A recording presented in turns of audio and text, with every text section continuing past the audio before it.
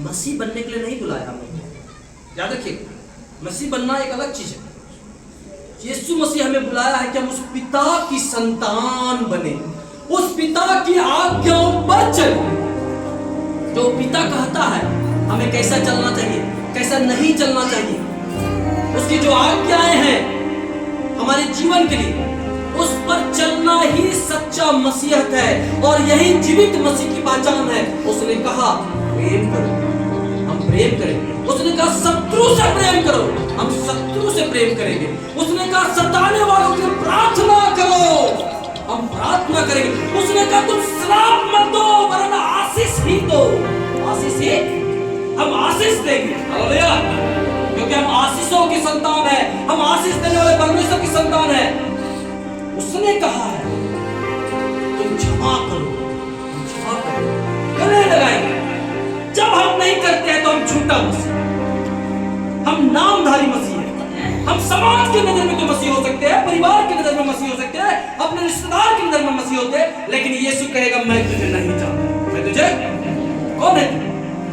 तो बोले master Emmanuel से बपतिस्मा दिया था, आपको प्रभु याद नहीं है? बोला नहीं याद है। नहीं प्रभु, हम वहां पर प्रभु भोज में भी जाते थे, मुझे याद नहीं। प्रभु मैं 5 साल गई, मुझे याद नहीं। हालेलुया। परमेश्वर एक सवाल करेगा, मेरी आज्ञाओं को माना क्या, मेरे वचन पर चला क्या? हालेलुया। सच्चा मसीह परमेश्वर का संतान और परमेश्वर का संतान वही है जो उसके आज्ञा पर चले। हालेलुया। वचन पढ़िएगा 23 को।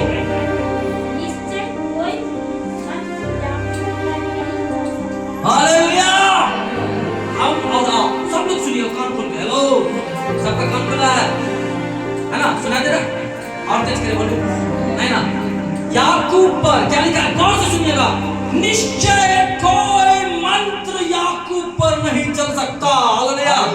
एक बार मैं केशवपुर गया था, वहां पर एक घर में दुष्ट आत्मा था, 25 को दुष्ट आत्मा देखा था। एक वहां जो डैन थी उस एरिया में, वो बोलती है अपने आप को मैं कल्याणपुर से लेकर क्यूल तक जितनी डैन है वो सब की माता हूं। क्या उसका हेड बॉस हूं। और भाई हेड बॉस लग भी रहा, क्यों लगा जानते हैं? वो डैन अपने घर में 5 घर दूर है, लेकिन दूसरे के शरीर में आके जिंदा औरत। आप लोग आश्चर्य लगे करेंगे, केवल मैं अकेला गवाह नहीं हूं, मेरे साथ 10 आदमी और गवाह है। इसी तरह जिंदा औरत अपना शरीर को अपने घर में छोड़कर दूसरे के शरीर में आकर हमसे बात करे, लड़का बहुत उछल रहा है, तुम आज निकलोगे ना यहाँ से तो तुमको रास्ता में एक्सीडेंट करके मार देंगे। मेरी शक्ति को तुम नहीं जानते। तो मैं उसको बोला सुनो, तुम जिसकी आराधना करती हो सब बाप को भी औकात नहीं कि हमको हाथ लगा के देखो। Hallelujah, hallelujah. उस तरफ बाप को औकात नहीं कि हमको हाथ लगा दे, क्योंकि मेरा सिरजनहार परमेश्वर अपने हाथ की ओट लेकर, अपने हाथ के ढाल लेकर मेरी सुरक्षा करता है। मुझे कोई हानि नहीं होगी, क्योंकि मैं जानता हूं निश्चय याकूब पर कोई मंत्र काम नहीं करेगा। Hallelujah, hallelujah. मैं कहां से बोल पाया? क्योंकि मैंने इस वचन को पढ़ा है। परमेश्वर ने कहा है कि तुझ पर कोई मंत्र तंत्र काम नहीं करेगा। आज कुछ लोग आज भी मसीह में, मुझे बहुत दुख होता अंदर से।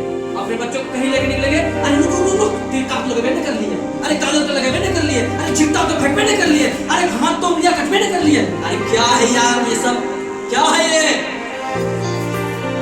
काजल बचा सकता है अगर परमेश्वर ना चाहे तो? हाँ बताइए, नाखून काटना बचा सकता है परमेश्वर ना सुरक्षा करे तो? परमेश्वर आपका निगरानी करता है, परमेश्वर आपका ऊंचा गढ़ है, आपका ढाल है। वो पंखों की आड़ में मुर्गी के बच्चों के समान आपको छुपा के रखता है। निश्चय याकूब आप कौन है जानते हैं? बोलिए। हम याकूब की संतान है, हम अब्राहम की आशीष यीशु मसीह के द्वारा हमें मिला, हम उस परमेश्वर की संतान है। हालेलुया।